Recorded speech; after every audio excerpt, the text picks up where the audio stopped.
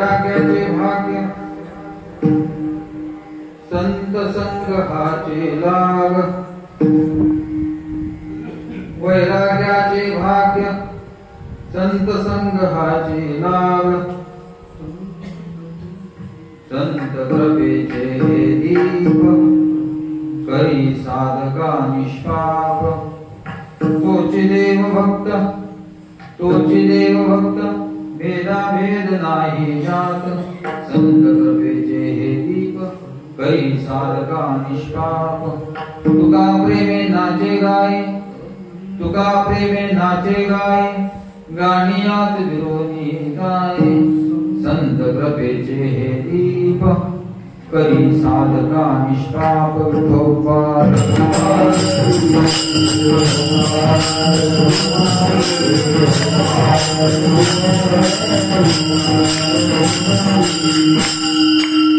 प्रस्तुत आज या ठिकाणी सालाबाप्रमाणे चालत असलेला अखंड दिनांक सप्ताह नाम यज्ञ सोहळा वर्ष 62 वर्ष 63 त्या निमित्तानं आजची तिसऱ्या दिवसाची कीर्तन सेवा बरोबर. त्या तिसऱ्या दिवशीच्या सेवेच्या निमित्तानं खरं पाहायला गेलं तर गेले 2-4 वर्ष झाली या ठिकाणी मी दरवर्षी नित्यानागरी आपल्या या ठिकाणी सेवा कीर्तन सेवा पण मला देत आहात. मी प्रेमाने तेवढंच करत आहे. आदरणीय हरिभक्तीपरायण सुनील महाराजांचा फोन दरवर्षी येतो की महाराज अमुक तारखा कुठल्या तारखा यापैकी तुमची कुठली तारीख येत आहे. यंदा झालं असं की विजयनगरवरून आम्ही आलो आणि गावावर बसलो. त्यावेळी आमचे सचिन महाराजांची चर्चा झाली की 28 पासून आमचा सोहळा चालू आणि खरंच सांगतो सुनील मला आठवण आली. सुनील बोलतो फोन करणार असं. पण त्यानंतर दुसऱ्याच दिवशी मला बोलतो फोन आला आणि तुम्हीच विचारलं महाराज आमचा 3 तारखा ही तारीख कुठली घेत आहे असो. पण हे आपलं दरवर्षी मला या ठिकाणी आपण कीर्तन सेवेसाठी संधी देत आहे हे आपलं प्रेम आहे. तसं पाहायला गेलं तर 20 वर्षापूर्वी मी तासगावच्या शाळेतच कॉलेजला होतो. त्यावेळेपासून माझा आणि तासगावचा अत्यंत जवळचा संबंध आहे आणि त्याहून जवळचा संबंध म्हणजे खरं सांगायला गेलं तर आम्ही अंगापूरचं असल्यामुळं आमची दोरेकरी मंडळी दरवर्षी आपल्या गावात येत असतात. त्यांची सेवा आपण आगत्याने करत असतात. त्यामुळे या ठिकाणी अंगापूर वंदन येथील श्री आत्मगजानन देवस्थान याची संपूर्ण व्यवस्था पाहण्याला या ठिकाणी आदरणीय हरिभक्तीपरायण राजेंद्र कंसी काका या ठिकाणी उपस्थित आहेत. खरंच मंडळी तुम्हाला खरं सांगतो की भक्ताची सेवा करायला सुद्धा भाग्याची गरज आहे. आपण दरवर्षी आमच्या दोरेकरांचा यथोचित सन्मान करतात. त्यांना काही आवड नको ते पाहता. वास्तविक पाहता मी या ठिकाणी अंगापूरचा एक प्रतिनिधी म्हणून त्यांच्या वतीनं आपले आभार या ठिकाणी व्यक्त करतो.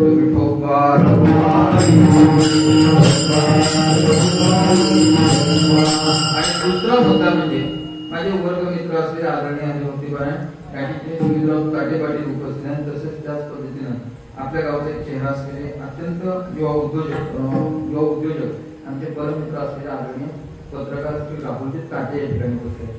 दोघांच्या माध्यमातून या ठिकाणी येण्याची संधी मिळते. 20 वर्षापूर्वी सुद्धा आम्ही या ठिकाणी येतच होतो पण ते मैत्रीचं नातं होतं आणि आज पण तेवढ्याच मैत्रीचं नातं पण आता सत्यत्वाचं नातं. आणि दुसरी गोष्ट आपल्या गावची माझ्या राहण्याचा उत्साह आहे. म्हणजे एकतर शैक्षणिक तर आहेच पण पहिला फेटा मला ज्यांनी बांधायला शिकवला त्या आदरणीय हरिभक्तीपरायण सचिन महाराज पुजारी या ठिकाणी उपस्थित आहेत. आणि तो फेटा बांधण्यासाठी आवश्यक असणारं ज्ञान हे आपल्याच गावातून मला मिळालं. आदरणीय हरिभक्तीपरायण गुरुवर रामचंद्र महाराज कारण ते या ठिकाणी उपस्थित आहेत.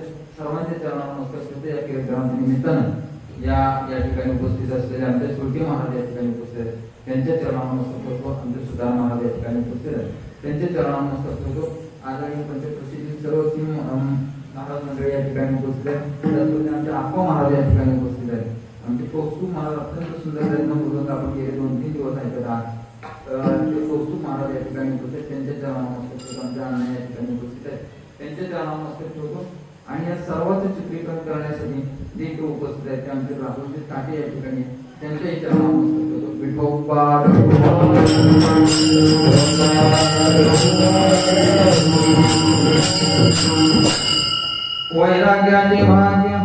वैराग्याचे भाग्य संत संग हाचे लाग संत कृपेचे दीप करी साधका निष्पाप प्रस्तुत प्राप्त प्रसंगी आज या ठिकाणी कीर्तन रूपी सेवकांचा निवडलेला होता.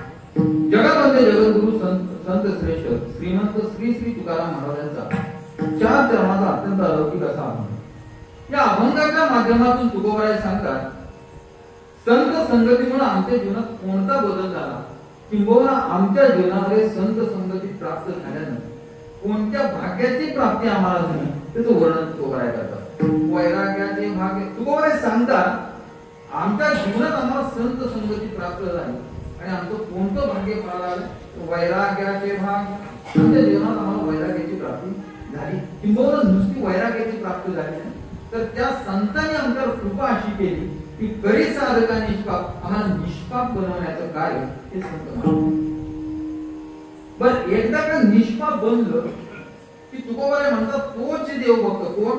तो साधक आहे, तो निष्पाप आहे, ज्यांच्यावर संतांनी कृपा केली तोच देवभक्त, तो देवभक्त आहे. मग त्याचं आणखी एक लक्षण तुकोबाराय सांगतात, ज्यात भेदाभेद नाही, भेदाभेद नाही ज्यात तोच देवभक्त. तोच देवभक्त कोण? जो साधक आहे तोच देवभक्त.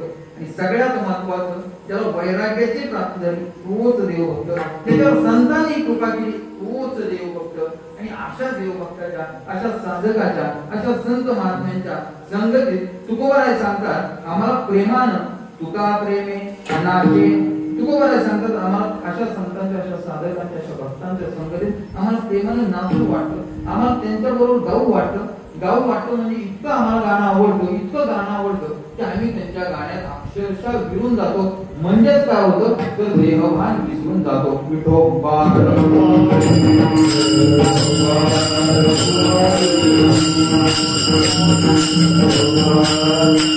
पांडुरंगा गुरु प्रथम दुसरे चरण संतांची या, त्यांच्या प्रपादाने कथेचा विस्तार बाबाजी सद्गुरु दास तुका.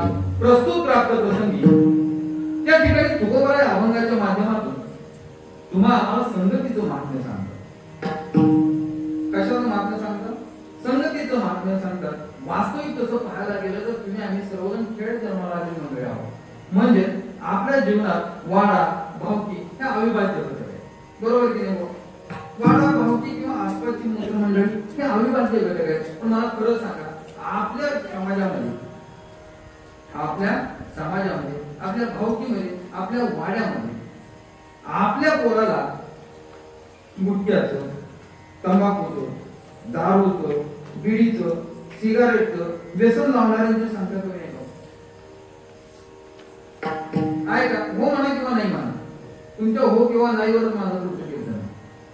म्हणजे वाईट व्यसन लावणारे लोकांची संख्या भरपूर आहे. पण ते आपल्या पोरांना हरिपाठाचं, ज्ञानोबारांच्या ज्ञानेश्वरीचं, तुकोबारांच्या गाथाचं, श्रीमद भागवतगीतेचं त्याचं व्यसन लावणारे किती म्हणजे? व्यसन म्हणजे सवय. ठीक आहे ना, चल यांना हरिपाठाला तूच पुढे चल, हरिपाठाला नव्हे तू वाचनाला चल, नवे तू परायणाला चल, तू कीर्तनाला चल, अशी म्हणणारी आपल्या भोवती मंडळी. त्याला कधी आपण अवलोकन केलं? वास्तविक पाहता सुसंगतीपेक्षा आपल्या जीवनामध्ये कुसंगतीचे म्हणजे प्रसंग हे जास्त येत असतात. बरोबर की? कुसंगतीचे प्रसंग जास्त येत असतात. ते इतके येतात की महाराज बऱ्याच वेळा असं होतं की आम्ही ज्यावेळी आदल्या वर्षी कीर्तनाच्या गावात जातो त्या वर्षी ती मंडळी हातून माळ घालतात आणि पुढल्या वर्षी गेल्यानंतर आपण विचारलं की गेल्या वर्षी त्यांनी माळ घातली ती कुठे, तर ते सांगतात महाराज ते आता इकडे येत. ते काय सांगतात? ते आता इकडे येत नाही. मग आपण आणखी विचारलो की जातात कुठं, तर ते म्हणजे दुसऱ्या ठिकाणी जातात. दुसऱ्या ठिकाणी म्हणजे नक्की असं कुठं, तर ते दुसऱ्याच ठिकाणी. सांगायचा मुद्दा असा की आपण विचारलं असं का, तर सहज कधीतरी त्याची गाठ पडली तर तो आपल्याला सांगतो. काय सांगायचं महाराज, तुम्ही भेटला, एक 2-4 महिने कार्यक्रमात तुमच्यावर फिरलो, चांगलं पोट भरून खायला मिळालं, मस्त पैकी पांढरे टकाचा कपडे घालून गाडीत पुढच्या सीटवर बसायला मिळालं. 4 महिने चांगले गेले. नंतर आला पावसाळा आला, तू वड्याला पाणी आलं. तर नुसतं वड्याला पाणी आलं नाही, तर त्या वड्याच्या पाण्यात महाराज यांची जी होती ती आणि ती गेली. त्यामुळं जीवनात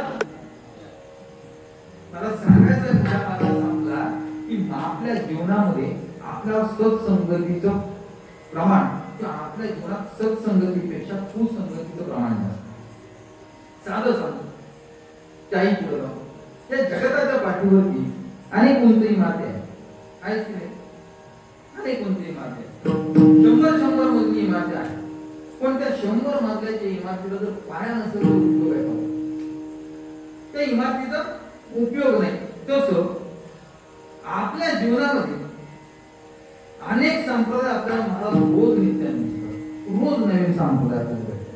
पण यावतचंद्र दिवाकर एक असा संप्रदाय ज्याच्यावर आज अखेर किती आघात झाले तरी सुद्धा तो तेवढ्या दौराने या समाजात वाढतो. तो संप्रदाय म्हणजे वारकरी संप्रदाय. बरोबर आहे. हा वारकरी संप्रदाय करतो काय? मगाशी पण आमची चर्चा झाली का की आता पारायणाचा उत्सव इतक्या आई मोक्यात असतो की त्यावेळी सगळ्या पोरांना सुट्ट्या असतात, सगळ्या पोरांना सुट्ट्या असतात. आणि त्यामुळे सुट्ट्या असल्यामुळे घरातले पालक म्हणतात बाहेर हिंडण्यापेक्षा जाऊन पारायणाला. आणि त्याही पेक्षा मी ज्यांच्या घरी प्रसाद घेतला ते आमचे परमित्र असतात राहुल काका आणि सुनील काका. त्यांच्या घरी 2-4 लहान बाळं आहेत पण सगळी वाचनाला उपस्थित आहे. सांगायचा मुद्दा असा की वारकरी संप्रदायामध्ये प्रत्येक गावात, प्रत्येक खेडोपाड्यात, प्रत्येक वाडी वस्तीवर हा संप्रदाय पोहोचलाय. हा संप्रदाय करतोय काय तर हे 7 दिवस संस्कार वर्ग चालवण्याचं कार्य हा सप्ताह करतो. बाकी काही नाही आपल्याला भेटलं तर संस्कार नक्कीच तिथे भेटतात. मी सांगत होतो की वारकरी संप्रदाय अनेक आघात झाले पण तरी सुद्धा हा वारकरी संप्रदाय आज असेल तेवढ्याच तापमानाने त्या समाजात वावरतो. असं काय कारण आहे? असं काय कारण आहे की वारकरी संप्रदायात किती आघात झाले तरी तेवढ्याच ताकदीने हा संप्रदाय उभा आहे. तर या वारकरी संप्रदायात पाया फार मजबूत आहे. कोण आहे याचा पाया? कोण आहे याचा पाया? तर याचा पाया जो आहे तो ज्ञानोबा आहे. ज्ञानदेव रचिता पाया, ज्ञानदेव रचिता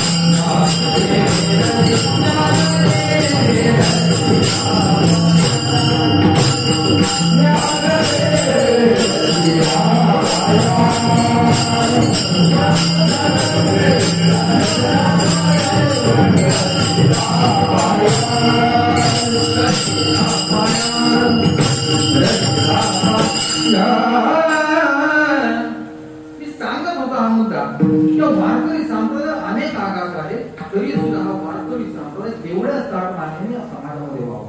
का तर याचा पाया फार असतो आणि या भक्कम पाया असल्यामुळे हा वारकरी संप्रदाय नित्य नियमानं दरवर्षी त्या वारकरी संप्रदायाच्या माध्यमातून आपण संस्कार वर्ग चालवले गेले 63 वर्ष. त्या 63 वर्षाच्या दरम्यान आपल्या गावामध्ये अनेक महात्म्यांचे पदस्पर्शा भूमीला लागले. मला चांगलं आठवतं मला 50व्या वर्षाचा इथं आपण कार्यक्रम केलेला, फार मोठा कार्यक्रम होता. आम्ही त्यावेळी म्हणजे अगदी मला वाटतं 2000 काहीतरी 8-10च्या आसपास दिवस असायचे. त्यावेळी मी काका मी आवर्जून सगळी मंडळी फार मोठा कार्यक्रम केला. मला सांगायचा मुद्दा असा की एखाद्या गावामध्ये महात्मे ज्यावेळी येतात त्यावेळी त्यांच्या चरण स्पर्शाने तर काय होतं, तर तिथे पवित्र होती. आपलं 63 वर्ष झाले आहे हरिनाम सप्ताह चालू आहे. आपल्या गावात किती महात्मे आले असतील? आपल्या गावात बरेच महात्मे येऊन गेले. पण जरी बरेच महात्मे येऊन गेले असले तरी सुद्धा त्यांची संगत ज्यांनी केली त्यांचं जीवन धन्य झालं. झालं का नाही? त्यांचं जीवन धन्य झालं. प्रत्येक वेळी नामोल्लेख करायची गरज नाही. अगदी साधं उदाहरण सांगतो. आपल्या गावामध्ये अनेक महात्मे आले, कारण झालं काय की आपल्या गावामध्ये एक कीर्तनकार आले. आपल्या गावामध्ये एक नामांकित कीर्तनकार व्यक्ती जन्माला आली. त्याच पद्धतीने एक नामांकित सुंदर व्यक्ती जन्माला आली की नाही? त्याच पद्धतीने आपल्या गावामध्ये आता मास्तर पुढे बसले, संगीत भजनाचा एक चांगला वारसा आपण जपलेला ही भजन रसिक मंडळी आपल्या गावात जन्माला आली. म्हणजे साधं सांगतो की आपल्या गावामध्ये वारकरी संप्रदायावर प्रेम करणारी बरीच मंडळी जन्माला आली. कशामुळे? संत संगती. ते अनेक महात्मे या गावात आले, त्यांचे चरण स्पर्श लागले आणि त्यामुळे या मंडळींचं जीवन धन्य झालं. मला सांगायचा मुद्दा असा की महात्म्यांच्या संगतीमुळे किंवा मोठ्यांच्या संगतीमुळे होतो काय, ज्ञानवानाच्या संगतीमुळे होतं काय? एक साधं उदाहरण सांगतो. कबीर महाराज फार सुंदर दोहा सांगतात. संगत करना बडो की बढ़त बढ़त बढ़ जाए, संगत करना बड़ो की बढ़त बढ़त बढ़ जाए, आजा बैठी गजशी सफर जो चाहे सो कर. काय कळलं का बोला? आजा म्हणजे काय माहिती नाही. असो म्हणा, तुला कशाला बोलावं ते सांगायसाठी तुला बोलावं. आजा म्हणजे शेळी. आजा बैठी गजशी सफर. झालं असं की एक जंगल होतं. त्या जंगलामध्ये एक हत्तीदारा होता. त्या हत्तीदाराकडे एक दिवस शेळीताई पाहुणी म्हणून गेली. काय झालं? शेळीताई पाहुणी म्हणून गेली आणि गेल्यानंतर झालं असं की हत्तीदारांना अत्यंत सुंदर असा त्या शेळीताईचा पाहुणचार केला. पाहुणचार केल्यानंतर त्या शेळीताईने सहज हत्तीदारा म्हणला की बाबा आता जरा ऊन खाली झालं, चला म्हणजे शेळीताई आमच्या रानातून फेरफटका मारून आपण जंगलातून थोडा फेरफटका मारून येऊ. आता शेळी शेवटी शेळी म्हणजे काय हरकत नाही. हत्तीदारा तू म्हणतोस तर तुझ्या बरोबर यायला मला काय हरकत? हत्तीदारा म्हणाले चला चला म्हणून ह्या दोघांची स्वारी जंगलात फेरफटका मारण्यासाठी निघाली. थोडं पुढं अंतर चालून गेल्यानंतर आता शेळी आहे शेवटी, तर जीव तो किती. शेळी हत्तीदाराला म्हणते, हत्तीदारा म्हणजे फिरताना फार आनंद वाटला, पण म्हणजे आता बरोबर चालणं झालं, आता माझे पाय दुखायला लागले. काय व्हायला लागले? माझे पाय दुखायला लागले. हत्तीदारा म्हणजे पाय दुखतात ना, एवढंच आहे ना. म्हणजे काय काळजी करते? म्हणजे काय काय नाही, म्हणजे मी तुला पाठवून येतो. शेळीताई म्हणजे कशाला एवढं करतो, चल आपण माघारी घेऊ. नाही ना म्हणजे थोडं पुढे गेल्यानंतर म्हणजे शेळीताईला पाठीवर घेतो आणि प्रवास करतो. वास्तविक पाहता त्यावेळी ती शेळी पायी चालत होती. त्यावेळी त्या शेळीला खूप पानं खायची, आसपासची पानं किंवा फुलं किंवा फळं खायची इच्छा होती, पण तिच्या कमी उंचीमुळे तिच्या मुखाशी येत. पण ज्यावेळी तीच शेळी त्या हत्तीदाराच्या पाठीवर बसते तेव्हा त्या शेळीला तिला जो पाला खायची इच्छा होती तो सुद्धा तिच्या मुखाशी काय होऊ लागला का आपोआप येऊ लागला. इतका आपोआप येऊ लागला की वर बसल्या बसल्या शेळीताईनं सुराखच चालू. वर बसल्या बसल्या शेळीताईनं काय करायचं की हा झाडाचा पाला खा, त्या झाडाचा पाला खा. आणि सगळ्यात खरं सांगू, खादीच्या बाबतीत शेळीसारखी डुगरी जातच नाही. ती चतुर्थी बघणार नाही, एकादशी बघणार नाही, सोमवार बघणार नाही, पर्वकाळ बघणार नाही. मी शेळीच सांग. 1965 साली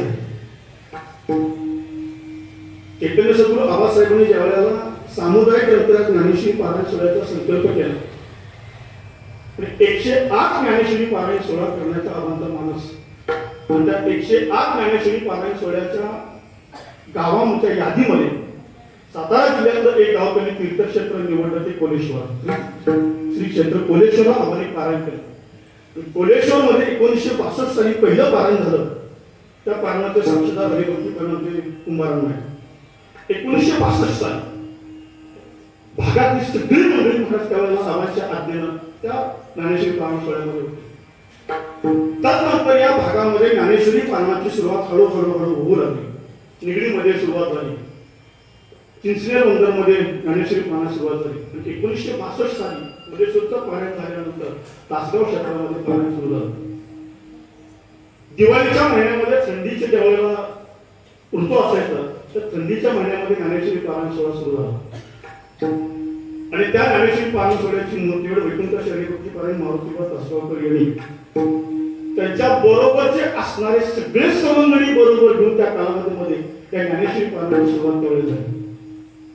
त्याला आज 63 वर्ष पूर्ण होत आहे आणि 63 वर्षाच्या ज्ञानेश्वरी पारायण सोहळ्याचं चौथं केलं. भागामध्ये सगळी पारायण सुरू होत असताना कालांतराने ज्येष्ठ शुद्ध प्रतिपदा ते ज्येष्ठ शुद्ध दशमी गंगा दशहरा याच्यामध्ये गंगेच्या किनाऱ्यावर गाव आहे. धन्य धन्य माबळी धन्य कृष्णातीचे लोक स्नान करती सकाळी आम्हाला गंगेचं स्नान घडत नाही तर कीर्तन भक्तीच्या माध्यमामधून इथं गंगा प्राप्त होते. तुका म्हणे देव भक्ताचा संगम तेथे भोगणाम त्रिवेणीचा कथा त्रिवेणी संगम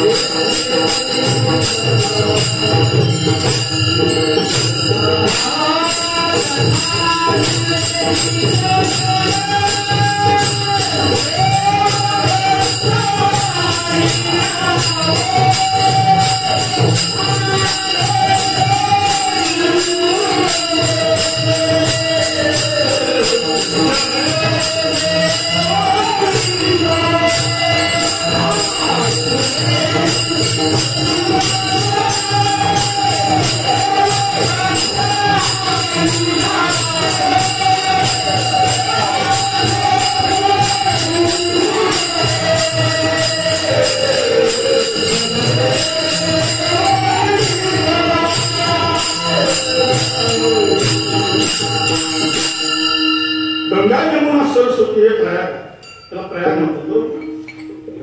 या त्रिवेणी संगमामध्ये स्नान केलं तर अंतःकरण शुद्ध होते अनंत जन्मेचं पापकर्म निघून जातं. आम्हाला जाता येत नाही शक्य होत नाही तुकोबऱ्याचं प्रमाण आहे जवळ सगळं शिदा आता कालावया तव आपले सोयी तपास तीर्थयात्रे जाय चुकू नको. मृत्यूलोकामध्ये जन्माला आल्यानंतर मनुष्य देह प्राप्त झाला आयुष्यामध्ये एकदा तरी तीर्थयात्रा महाराज करावी पण ज्यांना ज्यांना शक्य होत नाही त्यांच्याकरता अत्यंत सुलभ आणि सोपा मार्ग संत महात्म्यांनी प्राप्त करून दिला. कीर्तन भक्ती हा त्रिवेणी संगम आहे. तो का म्हणे देव भक्ताचा संगम तेथे भोगणाम त्रिवेणीचा माझं भाग्य समजतो एका काळामध्ये 2 कीर्तन करण्याचं भाग्य मला आज प्राप्त झालं. आज आणि एका दिवशी 2 कीर्तन सकाळच्या कीर्तन करता उपस्थित असणारी माणसं आहेत आम्हाला टाकले आता कोण 2 सकाळचं आता येऊन यायचं नाही आताचं सकाळमध्ये येऊन गेलं नाही ते माझ्या चिंतनात होते. पण गंगेचा विषय थोडासा सकाळी फक्त मांडला तो पूर्ण संत महात्म्यांनी केलेली क्रांती. गंगेमध्ये स्नान करायला जावं लागतं पण संत रूपी गंगा ज्यावेळेला प्राप्त होते त्यावेळेला तिथं जावं लागत नाही. संत महात्मे आपल्या जवळ येतात. संत पावली साधी गंगा आली आमाव जेते पुढे रजधुळी येते करील संत महात्मे जीवाच्या उद्धारा करता इथपर्यंत महाराज तुमच्या आमच्या जवळ येतात आणि जीवाचा उद्धार करत असतात. पण ज्यांना स्वतःचा उद्धार प्राप्त करून घ्यायचे तरी कीर्तन भक्तीमध्ये यावं तिथं त्रिवेणी संगमामध्ये स्नान केल्याचं पुण्य प्राप्त होतं. त्रिवेणी संगमामध्ये आम्ही स्नान करण्याकरता जाऊ पण मुखामध्ये भगवंताचं नामचिंतन नसेल तर ज्ञानोबाने म्हणतात त्रिवेणी संगमी नाना तीर्थ चित्तनाने आम्ही करीते काय संगमामध्ये स्नान करण्याकरता. पण इथं देव आहे इथं भक्त आहे आणि देवाने या भक्तांच्या संबंधामध्ये भगवंताचं नामचिंतन जाता त्रिवेणी संगम आहे. म्हणून त्या कालावधीमध्ये गंगा दशहरा हे ज्ञानेश्वरी पारायण सोहळ्याचा असणारा पर्व काळ. अजून एक प्रमाण क्लिअर करून आपण पुढे गावामध्ये जी जी काही मंदिर आहेत त्या प्रत्येक मंदिराचा उत्सव व्हायचा. महादेवाचा भंडारा व्हायचा लक्ष्मीचा भंडारा व्हायचे 2 भंडारे पूर्वी होतो आणि अनिल बाबाचा भंडारा व्हायचे 3 भंडारे. भैरवनाथाचा भंडारा होत म्हणून रविवार धरून सांगत हवं की काला रविवारी असायचं आणि रविवारी काला गंगा जशी आला त्या 10 दिवसामध्ये रविवार काल्या दिवशी आला की गंगेचं पाणी आणून भैरवाला अभिषेक केला जायचा 15 अध्याय म्हणून. त्यावेळेला त्या लोकांना अनभिज्ञ माणसं होती. लघुरुद्र कशाला म्हणतात, महारुद्र कशाला म्हणतात हे माहित नाही, पण 15वा अध्याय गीतेतला म्हणून रोज जर देवाची पूजा घरामध्ये जर केली तर लघुरुद्र केल्याचं पुण्य प्राप्त होतं. गीतेतला 15वा अध्याय, त्याला 15वा अध्याय म्हटला जायचा. प्रत्येक जण स्नानाला गंगेवर जात होतं कमी लहान असताना आणि तिथे पाण्याची घागर आणून भैरवाला घातली जायची आणि त्या राहिलेल्या पाण्यामधून तीर्थ देवाचं आलेल्या ध्यानामध्ये साधलं जायचं. त्या तीर्थाचा भंडारा केला जायचा आणि तो भंडारा प्रसाद म्हणून सेवन केला जातो. तो उत्सवच वेगळा होता. बस त्या उत्सवाबद्दल बोलताच येणार नाही. नाना देवाला वाचायला पुढे असले त्यावेळेचे वाचक गीता अजून एक कालांतराने त्या उत्सवामध्ये थोडीशी विसंगती निर्माण होत आली आणि मागं पुढं तो उत्सव होता. त्या उत्सवाला कार्य करण्यास 63 वर्ष पूर्ण होतात आणि ज्ञानेश्वरी पारायण समितीनं आणि ज्ञानेश्वरी पारायण सोहळ्याचे मार्गदर्शक हरिभक्ती पारायण हनुमंत महाराज घोरपडे आणि ज्ञानेश्वरी पारायण समितीने दिलेली आजची सेवा ही मला दिलेली सेवा आहे. सेवके सांगितलेले करावे काम तेथे उठू पण कामा नये विठोबार.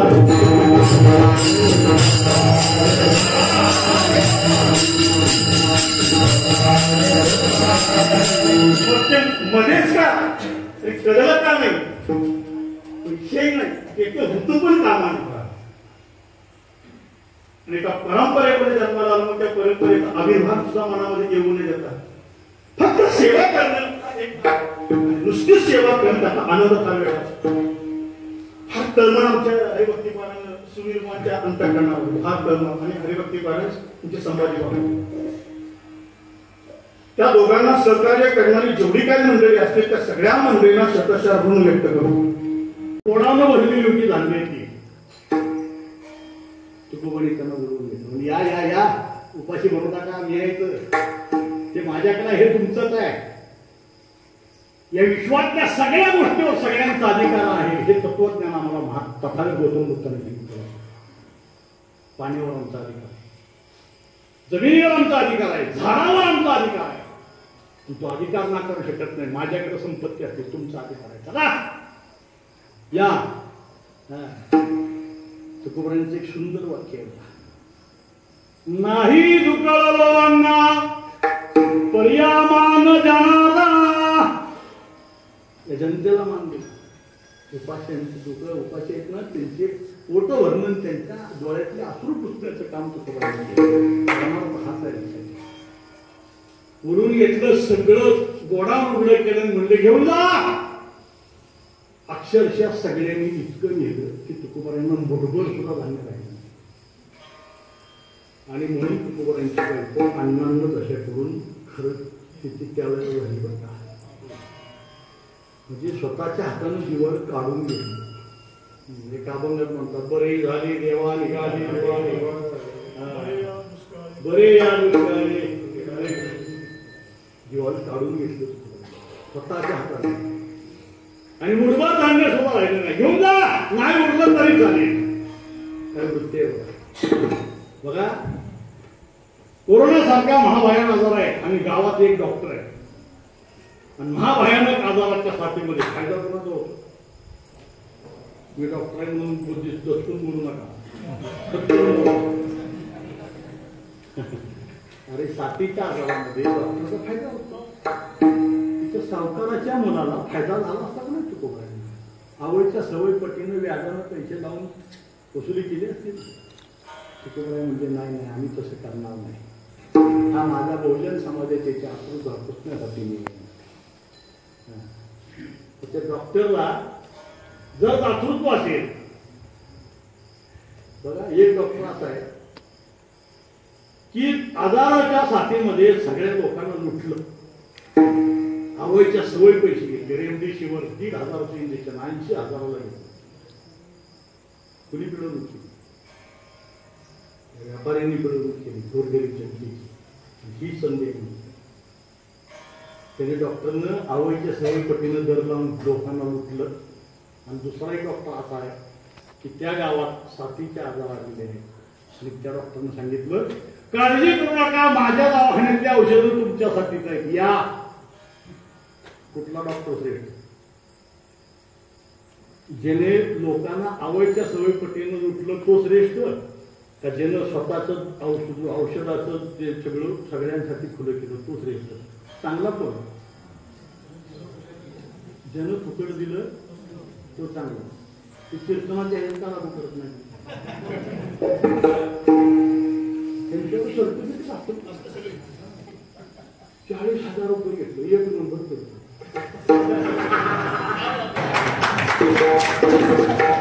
मी पुन्हा टीका करत नाही.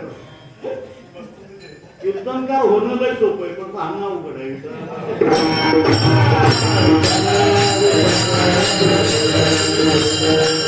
मी नानांना बघितलं नाही, तुम्ही बघितले, तुम्ही तर साक्षीदार त्यांच्या बरोबर. मी माझ्या आयुष्यात नानांना बघितले, त्यांची कीर्तन मी ऐकली. वारकरी कसा असावा? भारती पटेल नाना पण माळे काय ज्याला पैसा येणे घे त्या पैसा खाणे. तुकोबरांचे अभंग आचरणात आणा. वारकरी कसा असावा त्यात सांगितलं. काय म्हणतोय त्यात माहिती आहे का? काही कोरड्याचं भाकरी, काही भोजन आणा, काही उच्चीपावर नाही, काही जीर्ण वस्त्र मिळालं तर जुनं घाला, उच्चीपावर मिळालं तर ती घाला. जर कोरडी भाकरी मिळाली तर ती खा, आणि काही भोजन नाना परी. पंचपक्वान्न मिळालं तरी, पंचपक्वान्न मिळालं तर आनंदीत हुरळून जाऊ नका, आणि कोरड्या भाकरी खायला लागले म्हणून वाईट वाटून घेऊ नका. जे जसं येईल तसं खा. त्याला वारकरी म्हणतात. पण या सगळ्या तत्वज्ञानाला तिलांजली देऊन आजकालचे वारकरी कीर्तनकार बघण्यासारखे. लगेच त्याच्या खाली येते जी फेम. आम्हाला विचारते जी फेम आहे का? नाही तो म्हणतात. मी नाव घेत नाही, पण 40-50,000 रुपये कीर्तनाला पैसे फी घेणार आहे, अवघड येणार आहे. त्यांचं कीर्तन दुसऱ्या दिवशी होतं, माझं कीर्तन होतं. आता मी तुकोबरांचं बादशाह आहे, मी कुणाच्या बापाला घेतो. मी त्यांना म्हटलं असं वगैरे आलं, असं बोलता बोलता आला. तर मी काय बोलता म्हणलं का आलं का नाही बोलता तसं वगैरे आल्यानंतर मी म्हटलं उद्या ज्यांचं कीर्तन आहे त्यांना फक्त एकच माझा निरोप द्या.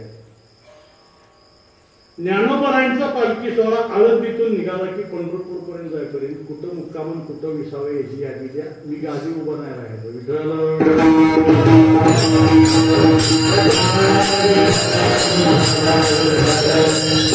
कसं असेल तसं. तुकोबांनी सांगितलं आपल्याला काय लागतं घेऊन जा. नाही त्यांनी दुबाडलं समाजाला. जे आहे मला नाही राहिलं तरी कसं आहे, पाटाचं पाणी इंजिन मधनं पडलं पाटात, आणि पाटानं व्हायला सुरुवात केल्यानंतर त्याला जर खड्डा दिसला, पाणी काय करू? खड्डा भरायचा. उरलं तर उरलं, आरोनी उरला.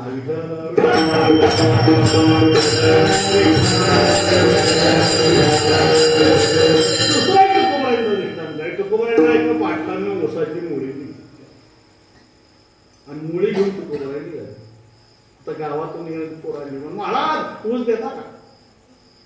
आता समजले काय करू नसते, काय दाखरूच आहे, काय प्रेम आहे, काय म्हणताय, काय देवा आहे. देता का ऊस? दिला. त्या पोराला दुसऱ्या विचारलं कुठं आहे? महाराज मला द्या की. दिला. तुम्ही दिला असता? तुम्ही सगळे मला विचारा की बोल तू दिला असता? मी तुम्हाला सांगेन मी नाश्ता दिला म्हणूनच मी समजून नाही.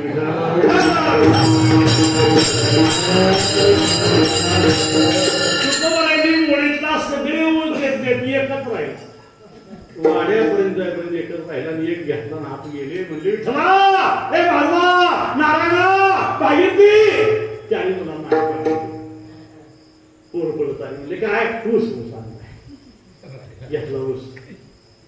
तेवढेच आवली व्हायला काय हो पोरांना ऊस आणलाय असं पाटलाने दिला होता. तिने लगेच शिवी दिली किरडी उचलली ते पाठला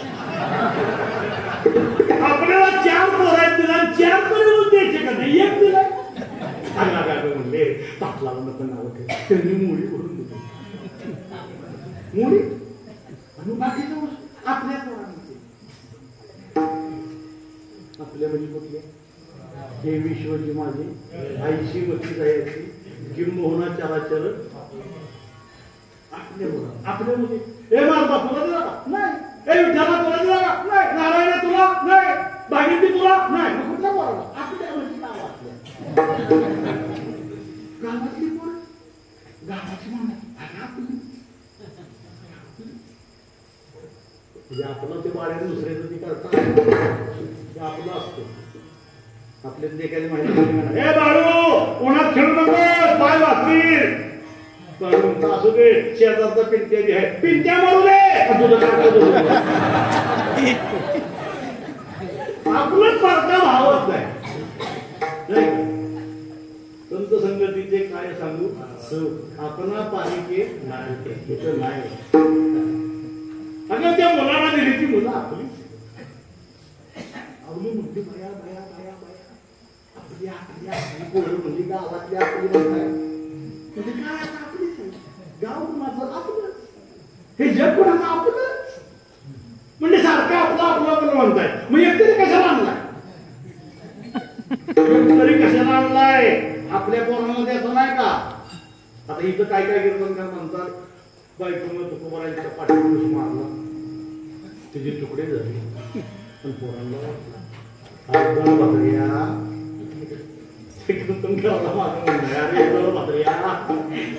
जे तुकोबर आहे त्यावेळेच्या उद्दामाने अंगारी धर्मसंस्थेला आव्हान देत होते त्यांना शूर आणि वीर तुकोबर आहे म्हणतात बायकोचा मार खातील कोण होते तुकोबर आहे कुणबी आपण बहुतेक सगळी कुणबी आहे कोण होते तुकोबर आहे मराठा समाजातले बहुतेक आपण सगळे मराठा आहे ना सांगा इथं किती मराठी बायकोचा मार खाणार आहे सांगा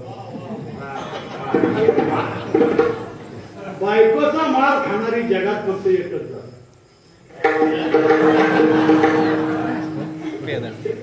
बायकांना सांगतो 2 लाटणी ठेवा एक चपाती लाटाने नवरा अर्पण त्याला जाऊ दे काय सांगेल तुम्ही कीर्तन विठ्ठला